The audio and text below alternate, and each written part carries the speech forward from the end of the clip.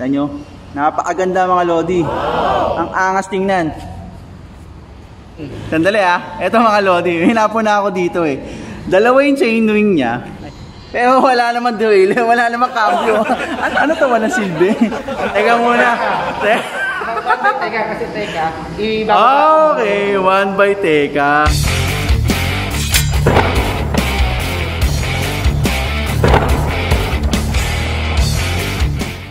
What's up mga Lodi at welcome po ulit sa panibagong paglalakbay. Of course kasama nyo pa rin ako, the one and only Service at your service. At welcome po ulit dito sa Bike Brothers Siyempre dito lang yan sa channel ni Service, kung saan mag-review na naman po ako ng panibagong bike. Itong bike na to mga Lodi, kakaiba ho to. Kakaiba siya. Ba't ko nasabi, isipin nyo mga Lodi, may 26er na frame. Yung 26er na bike frame, isinalpak yung 29 na rim set. So, ang laki ng gulong. Pero pinagkasya niya na sa 26er na bike frame. So, ang gulo ng setup na to, at ang setup na to, ang tawag dito sa setup niya is yung pinakausong setup ngayon, ano ba yun? Hybrid. Yan. Usong-usong ngayon yan, yung hybrid na bike setup na yan. Especially nauuso yan sa mga mountain bike, no? Ano ba yung hybrid na yan? Yan ang pag-uusapan natin ngayon mga Lodi dito sa Bike Brothers, dito sa Service. Siyempre, hindi lang ako ang magdi-discuss nito. Meron tayong kasama. Ito, pupuntahan ko. Mga Lodi, pupuntahan ko yung bisikleta na sinasabi ko sa inyo. Ito. So, ito siya. Ayan. Ito yung sinasabi kong bisikleta na sinetap na pang hybrid. Mamaya malalaman natin yan. Siyempre, hindi lang ako magpapaliwanag dito, kundi may kasama tayo, yung may-ari, yung may kakagawa nitong setup na to. At ito, siyempre, kasama natin si RJ Isidro, bro. Ayan. Siya po yung may-ari nitong bisikleta nito, itong 26 na kinabitan na 29 na rim set. So, ayan, ipapaliwanag po niya lahat kung bakit naging ganito yung bisikleta. At kita nyo naman. Kita nyo. Napakaganda mga Lodi. Ang angas tingnan. So, simulan na natin. Okay.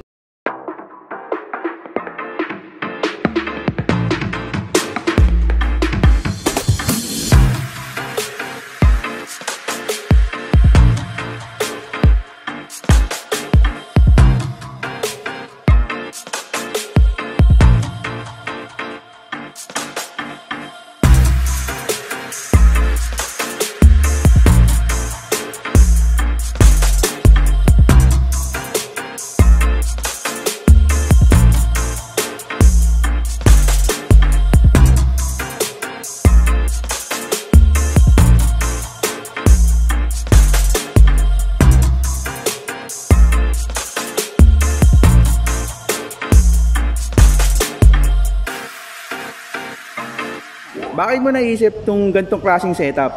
Ayan. Noong una, ang setup nito is mountain bike talaga. Naka 26 na frame, yung gulong ko 26 by 1.95, tapos naka suspension fork. Ang problema kasi, habang tumatagal, pagka ginagamit ko sa long ride, naiiwanan ako. Tsaka mabigat talaga pagka mountain bike. Tapos depende pa sa mga piyesang ginamit. Okay. So naisipan ko na magbawas ng timbang na babagay naman dito sa 26 yan na frame ko. Timbang ng bisikleta? Dahil dati ang timbang ng bisikleta ko nung naka-mountain bike pa ako, nasa 14 kg. Pero I think this time nasa less than 14 kg na ito kasi marami akong tinanggal, tsaka marami akong pinalitan. Okay. Unang-una, pwede mo bang sabihin sa amin mga brother kung ano yung mga napalit mong pyesa? Ang una kong setup dito, dapat wheelset lang muna papalitan ko. Okay. Yung wheelset, nagtanong-tanong ako kung kakasya ang 29er na rim set sa 26. Sabi, marami naman sumagot na kasya naman daw. Ang naging problema ko lang, sa may fork. Dahil okay. Yung 26er na fork, alanganin ako doon sa 29er na rim. So itong fork na to, hindi na siya pang 26? Hindi na. 29er itong fork na to. 29er na. Pero kung mag-rigid fork ako ng 26er, kasya pa rin siya. Rigid fork na 29. Ang problema sa suspension fork kasi may nakaharang eh. Oo, may nakaharang dito. Kaya tatama na siya. Mas delikado lalo mo nasa harapan. May tendency na i-step lang ako niyan. So, yun yung may suspension. Yun yung suspension dito. Oh. May nakaharang na ano yun eh. Compare sa rigid open. Rigid open yan. Kaya ang laki ng clearance. Pero kung 26er na rigid perk, pasok pa rin naman yan. Pasok, okay. Kaya lang, wala akong makita 26er kaya tapitsaga ako. 29. Pero okay naman. Actually, ang ganda nga eh. Kasi medyo nag-elevate pa nga siya, tumaas pa nga yung ano yun din, isang iniisip ko, kung 26 ang gagamitin ko, baka nakababa, nakayuko. Yuyuko ako sigurado. Nakayuko. Kaya sabi ka pabor na sa akin. Mas maganda. Ang ganda nga, ang ganda nga. Tapos yun, nagsimula ako, rim set muna. Okay. Naghanap ako ng rim set, yun, nabuo ko, pati yung, pinalitan ko na pati yung hubs ko. Nagpalit na ako. Nagpalit ka na rin ng hubs? Di ba dati ano to? Yung Atomic yung hubs ko dati. Na maingay. Ayoko na nung maingay. Kaya nagpalit ako ng Shimano. So, cassette type din. Hindi pa. Nag-cassette type to, di ba? Tawag dito is center lock. Center lock, yun. Center lock, yun. Naka-center lock. Naka-center lock na siya. Ayun po, mga lodi. Gawa ng Shimano, naka-center lock. Center lock. Pero pwede siya i-convert sa bolt type. Bolt type. Pero gusto ko na sa center lock para maiba naman. Ganda nga, no? Yan, nung nabili ko na itong rim set, napagawa ko na, dati kulay pula to. Pinakulaya mo na rin? Pinarepaint ko na, lahat ng dapat i-repaint. Batalya, yung crank arm, yung handlebar, yun, pinarepaint ko. Bali, powder coat yan. Ito lang hindi mo pa napapalitan? Yun lang ang pinapalitan, itong headset. Headset, tsaka itong manubela mo. Manubela. Yan. Ito, pati crankset, hindi ko na napapalitan yan. Bali, ang pinalitan ko lang, chain ring. Sandali ito mga lodi, hinapon na ako dito eh. Dalawa yung chain ring niya, ayan dalawa yung chain ring. Pero wala naman drill, wala naman cambio. Paano mo ginagawa yan? Ano to, walang silbi? Galing yan. Ang tawag dyan, 1 by Teka. Paano? 1 by Teka. 1 by Teka? Oo. Teka. Paano yun?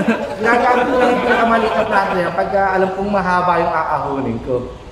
So dapat alam mo na yung pupuntahan mo. Medyo may idea ka na. Pagka medyo mahaba yung ahunin mo, bababa ka muna ng bisikleta mo. Ilipat mo itong kadena mo, maliit na kakamayin mo. Galing yan. Kaya teka muna. Teka. Okay, 1 by Teka. Kasi usually wala naman talaga timbang tong maliit na tama. Chain ring na to eh. So medyo bawas na ako sa timbang ng FB, ng shifter. Shifter, tama. So yun. So usually pagkapatag naman, hindi mo ginagamit masyado siya. Doon ka lang talaga sa malaki. Ano bang size to? 30 ano to? 36? 36 yan. 36T, okay. Ang ginagawa ko, dito ko na lang nilalaro sa likod yung cambio ko. Normally itong mga hybrid talaga, naka 1 by talaga to, di ba? Hindi, ang totoong hybrid, ang plato niya, pang road bike talaga.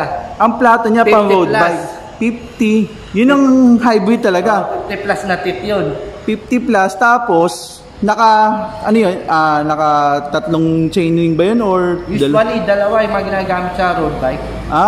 Road bike. Mga parang plus, nasa 44 yung Acera ba tawag doon or hindi bang mga model? Iba yung Acera eh. Iba? Pang mountain bike yung mga Acera na ganyan eh. Okay. Yung mga pang road bike, yung mga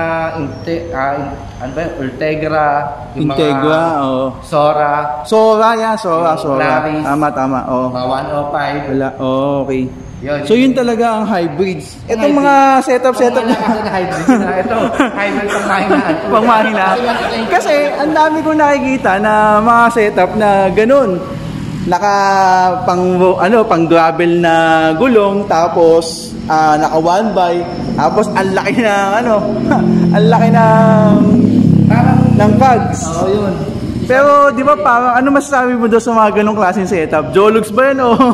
Hindi, yung ganong setup, pambundo kasi talaga yun. Pambundo. Yung mga naka-single chain ring, tapos palakihan ng cogs. Kasi yun talaga magagamit nila pag umaahon sila. Oo, pero hybrid ang tawag nila. Ewan ko lang, I don't know, pero ayaw natin mambash, no? Pero nakikita ko sa mga hybrid kasi ngayon, naka 1 by, tapos ang laki ng cogs, siguro nasa 50T yung cogs nila, tas naka-gravel bike sila.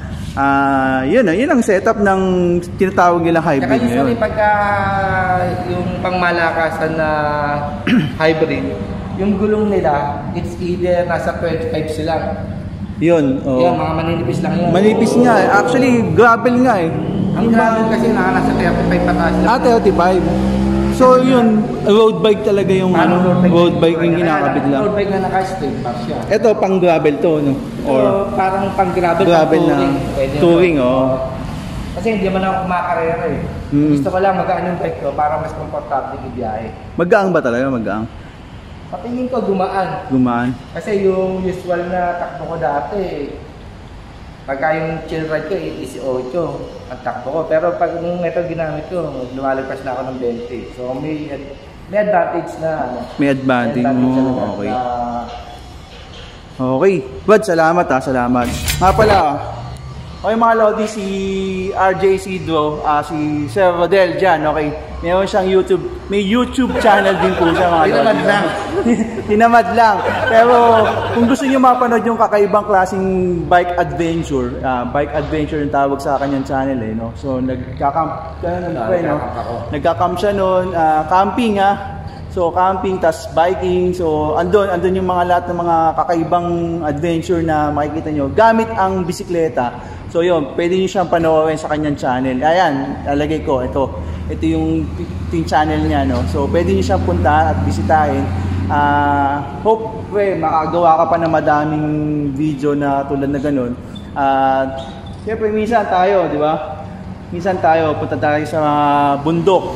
So akyat tayo, gawa tayo ng mga video or kaya experience lang din. Ako hindi ko pa na-experience yung mag-camping, yung outside na doon ka matutulog, gagawa ka ng tent. Yun. Tutorial yung video ko mo bike camping. Yun. Kaya lang, nakakadalawang video pa lang ako, hindi ko na nakasundan eh. Naging busy na. Busy na. Anyway, salamat sa oras, sa panahon. Yung mga Lodi. May tanong kayo about dito, comment nyo. Tama. Kung ano man yung mga question nyo or suggestion o suggestion, no, tungkol dito sa bike na to, sulat nyo lang po yan sa comment section dun sa baba. Okay mga Lodi. So mga Lodi, magpapasyal pa kami dito. Actually nandito kami sa Philippine Arena. Ayan. Ito po yung Philippine Arena. So ayan o, makikita nyo. So ito yung bagong NLEX ngayon. Ayan. Mamasyal muna kami dito at syempre subukan ko tong bisikleta na to para malaman ko kung magaang ba talaga o hindi, or kasi kabibili ko lang ng gulong eh. Kabibili ko lang ng gulong eh, biglang nakita ko ang ganda ng setup nito eh. So ito, pag-iisipan natin yung mga Lodi, pag-iisipan ko yan. So muli mga Lodi, maraming salamat. Siyempre, don't forget to subscribe. Maraming salamat sa panonood. Sa susunod ulit ang aking paglalakbay. Paalam. Okay.